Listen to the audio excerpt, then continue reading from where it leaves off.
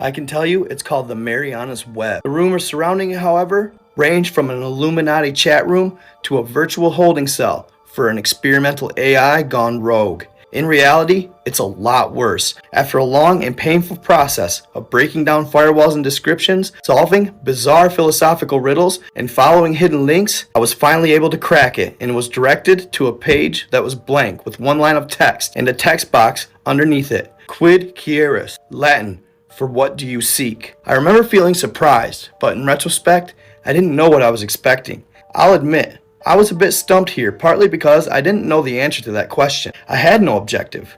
I just wanted to see if I could do it. I tried some generic answers at first. I typed in the truth, enlightenment, matrix stuff. Nothing happened. I tried a bunch of answers, but none of them worked. I was getting frustrated at this point. Maybe this was a gag. Maybe I hadn't figured out anything. If only I tried something off the wall. Not sure why this came to me, or why I thought it might work. I typed in, what also seeks me. Now that I begin to think about it, this thing might have been AI. To my surprise, the page went blank, like fully blank. And I waited. After about 5 minutes, I was directed to what looked like a forum. No, not even that. It was more basic. Just a list of links over a brownish yellow background.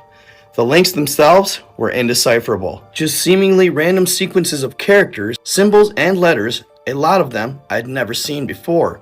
It almost looked like an alien language. Just code I didn't understand at this point. Expectations were off the wall. Each link was a shot in the dark.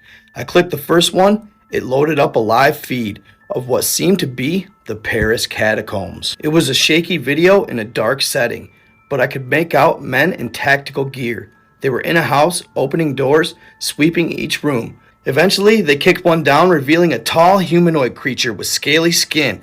It was gnawing on what looked like an animal leg. They tried shooting at it, and it would escape out the window. The video stopped. Well, I was floored. What the hell was that? It looked too real to be unreleased film footage. I was officially intrigued.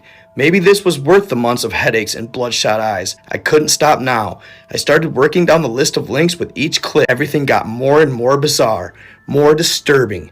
I stumbled upon a document called the Paragon Project, detailing trials of human experimentation that would lead to superhuman levels of strength and durability. It was an apparent success. It looked official too. There were essays on space-time anomalies, glitches in reality, and apparent pictures of alternate dimensions. There were detailed explanations regarding Area 51 and the Bermuda Triangle, even assassinations, disappearances, and the true nature of the Holy Grail. One of the more upsetting ones was a document referring to a world-ending bomb, a nuke, 720,000 times stronger than the one dropped on Hiroshima. I don't know why we would want that or even need that. I found a contingency plan for different kinds of apocalypses, nuclear winter, biological weapons, and viral outbreaks. Some more peculiar ones were the ones that referred to the Marianas Trench abnormality, the bluntly labeled strange man on the 15th floor. One simply referred to the blackout, recovered logs, skinwalkers, hunting expeditions, 911 calls from residents of a town in Texas that went missing in 1977. And even the journals of the people involved in the Dyatlov Pass incident. They didn't go insane because of the snow.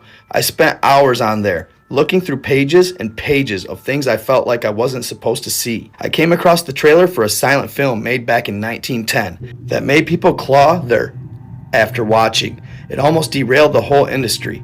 There was a live stream of a hooded man sitting in front of a camera. He was crouched down. Eventually, he lifted his head. Even though he had no mouth, a deep, guttural hello came through my speakers. Somehow I knew it came from him. I didn't stick around for that. There was a series of step-by-step guides that involved things like creating Frankenstein-like creatures, performing religious incantations in the middle of the Siberian forest, and going to the coordinates that has captive fallen angels. It was unclear what any of these were supposed to achieve. There were also 20-second long clips titled The Futility of the Living. I didn't watch it. That's when I realized there was no way even the highest form of organized government had full control of this. One of the scariest things about this whole experience was that I didn't find the end of the list, no matter how far I scrolled down. I think I eventually had a meltdown and passed out because I woke up on my floor in the middle of the night. I looked at my computer screen to see a looped helicopter footage of massive crab-like creature tearing apart a coastal island. I clicked off it and just sat there for the longest time. I couldn't comprehend what I was seeing, and don't think I wanted to know. I'm not sure why I kept going. My brain was screaming for me to take the computer out my lawn and smash it into pieces, but I didn't. I noticed something I hadn't before, a small message at the bottom left-hand corner of the screen. I don't know if it was always there or not. In order to read it, I had to squint. More Latin translated into, "Are you satisfied